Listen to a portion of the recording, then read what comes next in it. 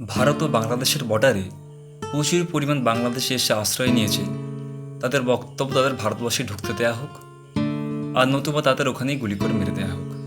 তারা বাংলাদেশে ফিরতে রাজি নয়।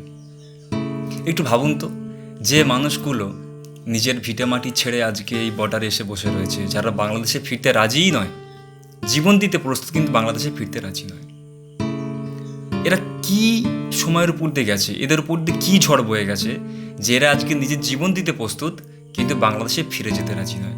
এই মানুষগুলোর কিন্তু বাংলাদেশের অর্থনীতিতে ভূমিকা আছে। তারা এখন চাষবাস করে, তারা চাকরিভূত করে, বাংলাদেশের অর্থসামাজিক ব্যবস্থার মধ্যে এদের ভূমিকা রয়েছে। তা সত্ত্বেও দেখুন, এরা আজকে বর্ডারে এসে উপস্থিত, জীবন দিয়ে দেবে কিন্তু বাংলাদেশে ফিরে যাবে না।